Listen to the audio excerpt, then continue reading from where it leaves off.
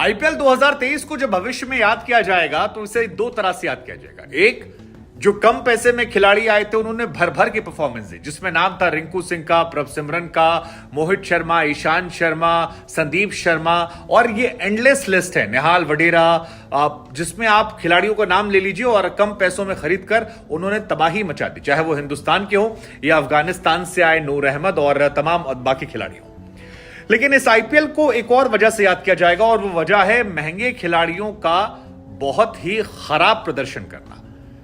तो हमें लगा कि क्यों ना आज एक लिस्ट बनाई जाए उन खिलाड़ियों की जो 3 करोड़ से ऊपर में बिके लेकिन अपनी छाप नहीं छोड़ पाए, ऐसी ऐसी परफॉर्मेंस दी जिसको देखकर लगेगा यार, आपके मुंह से निकल आएगा यार गुरु पैसा डूब गया।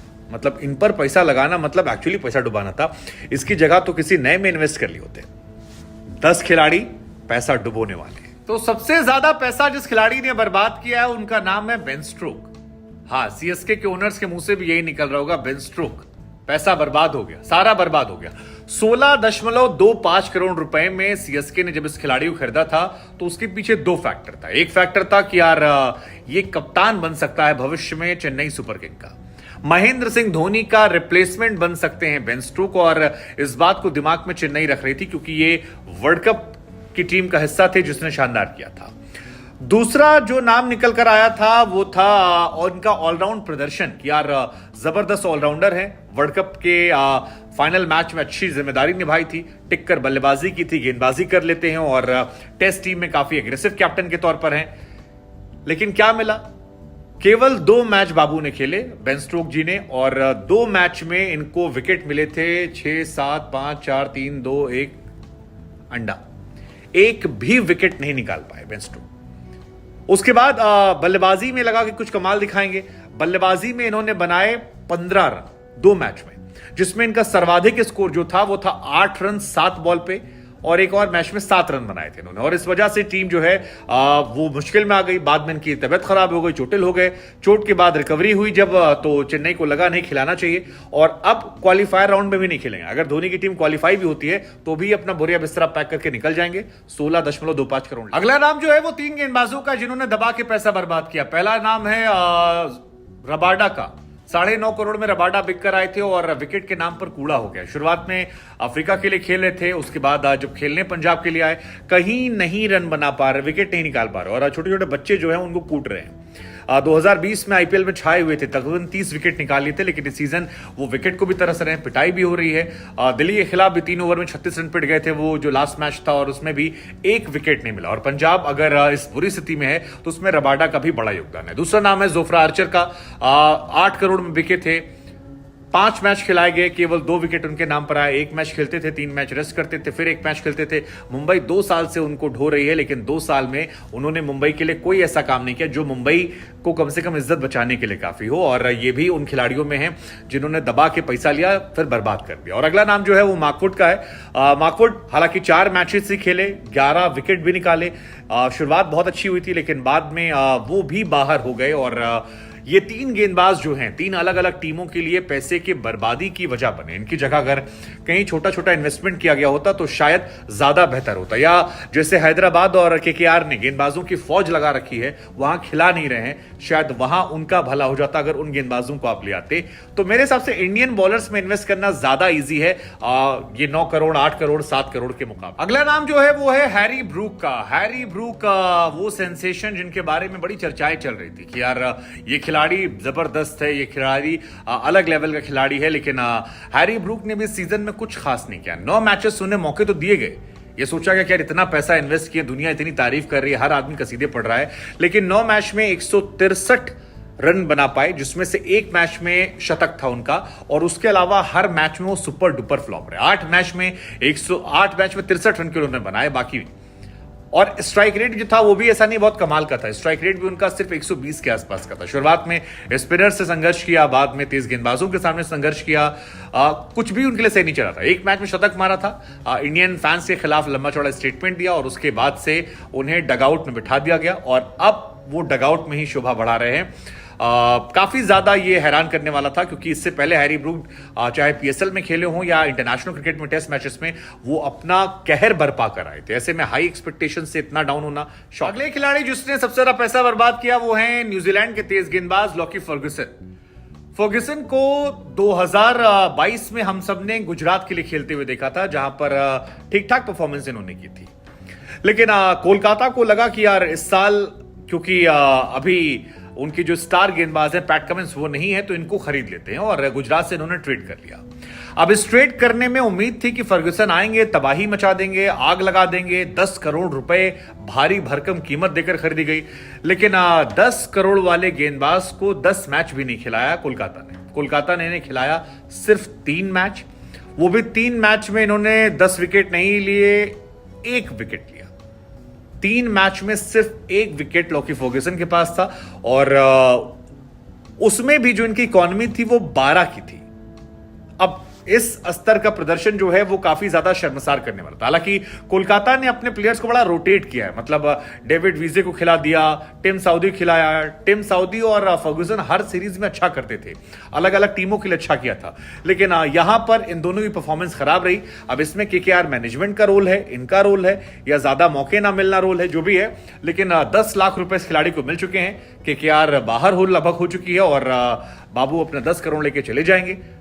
कौन रिलीज करेगा, क्या करेगा पता नहीं, लेकिन ये भी उन खिलाड़ियों में गिने जाएंगे जो सबसे ज्यादा पैसा बर्बाद करके ले गए। अगला नाम है क्विंटन डिकॉक का। क्विंटन डिकॉक वो खिलाड़ी हैं जो लखनऊ की टीम की आन मान शान, उनकी जान थे। मुंबई में थे, जलवा था। साउथ अफ्रीका बल्लेबाज जो है वो बहुत खतरनाक बल्लेबाज है, लेकिन ये 6.25 करोड़ में जब खरीद कर आए तो ये इनकी किस्मत खराब थी। किस्मत इसलिए खराब थी क्योंकि 50 लाख के बेस प्राइस पर काइल मेयर्स आए थे, और काइल मेयर्स ने आते ही तबाही मचा दी थी। बैटिंग अच्छी कर रहे थे, गेंदबाजी अच्छी कर रहे थे, और इसी वजह से क्विंटन डिकॉक को सीट गरमाने का मौका मिला। जबरदस्त तरीके से सीट गरमाई गई, काफी लंबे समय तक डगआउट में बैठे रहे। हालांकि केएल राहुल को जब चोट लगी उसके बाद इन्हें किस्मत खुली। पहला मैच में शायद 70 रन ठोक दिए थे 40-45 बॉल पे।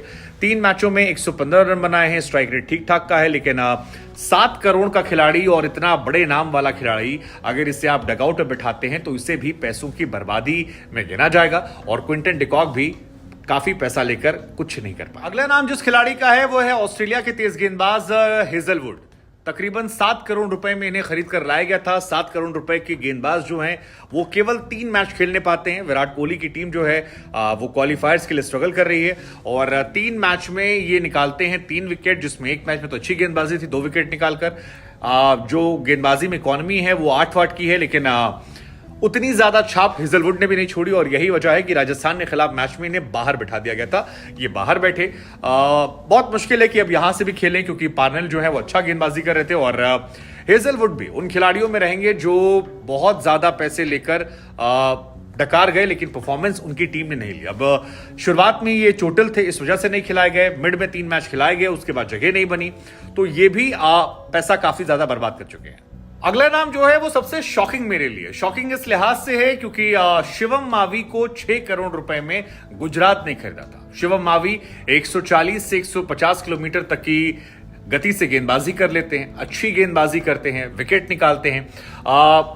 ऑक्शन के बाद टीम इंडिया में भी इनका सिलेक्शन हुआ था। यही इनके कप्तान जो गुजरात के हैं, ये टीम इंडिया के कप्तान हैं हार्दिक पांड्या, जिन्होंने इन्हें कई मैचेस में खिलाया, और इन्होंने वहां पर ठीक ठाक गेंदबाजी भी की। एक मैच में शायद मैन ऑफ द मैच ही बने थे ये। लेकिन गुजरात टाइटंस ने अब तक 12 मुकाबले खेले, और उस 12 मुकाबले में एक भी मुकाबले में शिवम मावी को नहीं उतारा। ये थोड़ा शॉकिंग था कि आप एक खिलाड़ी को टीम इंडिया में खिला सकते हैं, लेकिन वो खिलाड़ी आपका आईपीएल में खेलने लगे। सिर्फ बीच बीच में इन्हें मैदान में बुलाकर फील्डिंग करवाई गई, और इन्हें कोई काम नहीं करवाया गया, और इनकी जगह मोहित शर्मा को उन्होंने मौका दिया। शुरुआत में यश को दिया था, यश दयाल, जो 5 छक्के खाए थे। 5 छक्के खाने के बाद जब वो रेस्ट पर गए तो एंट्री हो गई मोहित शर्मा की, जो नेट बॉलर के तौर पर पिछले साल गुजरात के साथ जुड़े थे। लेकिन जो खिलाड़ी टीम इंडिया का परमानेंट हिस्सा हो, जिसने हार्दिक की कप्तानी में ही अपना T20 डेब्यू किया हो, वो इस लीग में ना खेल पाए, ये थोड़ा शॉकिंग है। और उसी लीग में जिसमें कप्तान वही हो, थोड़ा मेरे लिए समझना मुश्किल है कैसे पॉसिबल है। अगला नाम जो है वो है चेतन साकरिया का। चेतन जो है उन्हें दिल्ली की टीम ने तकरीबन 4.20 करोड़ में, 4.25 करोड़ से ऊपर के दाम में इन्हें खरीदा था।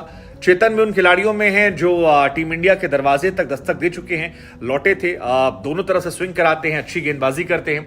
ये लगा था कि शायद दिल्ली इनमें काफी इन्वेस्ट करेगी क्योंकि भारी भरकम कीमत में इन्हें खरीद कर लेकर आए थे और काफी ज्यादा उम्मीदें दिल्ली इनसे लगाए बैठी थी। पहला मैच इन्हें खिलाया भी जाता है, पहले मैच में 2 विकेट भी निकालते हैं लेकिन पिट जाते हैं, 4 ओवर में 53 रन पिट जाते हैं और ऐसा लगता है कि उसके बाद इनसे भरोसा जो है वो दिल्ली की टीम ने पूरी तरह से खो दिया।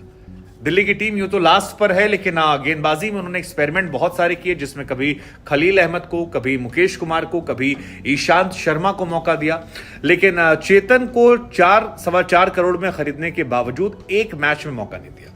और मुझे कई बार लगता है कि आप किस टीम के लिए खेल रहे हैं वो बहुत मैटर करता है, मतलब आपको खेलने का मौका नहीं मिला। सोचिए शिवम मावी और चेतन जो टीम इंडिया में दस्तक देना चाहते होंगे, उन्हें मैच ही खेलने का मौका नहीं मिला। काबिलियत क्या दिखाएंगे? एक मैच खेला, 2 विकेट, 4.25 करोड़ रुपए लेकर आप आईपीएल खत्म होने वाला है, दिल्ली का एक मैच बाकी है, हो सकता है खिलाया जाए या हो सकता है ना खिलाया जाए। मतलब मुझे नहीं लग रहा, क्योंकि मुकेश को काफी पसंद कर रहे हैं दिल्ली वाले, तो हो सकता है वो 4 ओवर में 50 रन पिटे भी थे पंजाब के खिलाफ, लेकिन अगले मैच में भी इंपैक्ट प्लेयर के तौर पर वही खेलते रहे। शिवम मावी, चेतन और उन्हीं की तरह कहानी है कार्तिक त्यागी की भी। कार्तिक त्यागी वही गेंदबाज हैं जिन्होंने राजस्थान के लिए खेलते हुए आखिरी ओवर में मैच जिताया था। अंडर 19 वर्ल्ड कप से आए थे, छा गए थे, हीरो बने थे, लेकिन हैदराबाद ने 4 करोड़ में इन्हें खरीदा और पूरे सीजन केवल डगआउट ने बिठाया, बर्बाद कर दिया इन्हें भी। एक मैच खिलाया था, वहां पर ये भी कोई कमाल नहीं कर पाए। आते हैं, विकेट तो निकालते हैं, लेकिन दूसरे ओवर में काफी हद तक पीट दिए जाते हैं।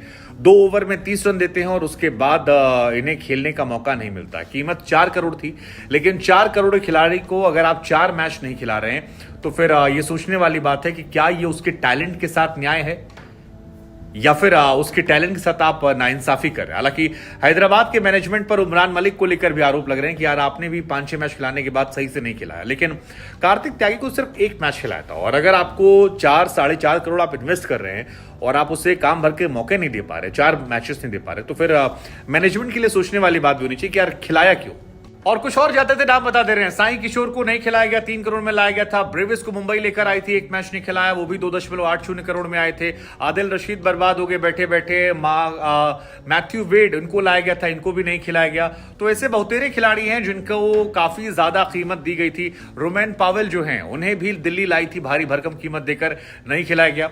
तो ये तमाम वो खिलाड़ी हैं जो पैसा बर्बाद करते हैं। अब इनके लिए जिम्मेदार कौन हो, वो जिसने इन्हें चुना था या ये खुद, पता नहीं। लेकिन अगर आप इतना महंगा खिलाड़ी ला रहे हैं और आप उसे मौका नहीं दे रहे तो ये अपने आप में शॉकिंग है। खैर, आपको क्या लगता है कौन सा खिलाड़ी जिसे मौका मिलना चाहिए था नहीं मिला, या जिससे शायद ज्यादा मौके मिलते बेहतर कर देता? और इतना ज्यादा पैसा बर्बाद, इनमें से कौन सा खिलाड़ी था जो इतना पैसा डिजर्व ही नहीं करता था? परफॉर्मेंस अच्छी बुरी अलग बात है, लेकिन जो डिजर्व ही नहीं करता था फिर भी इतना मिल गया।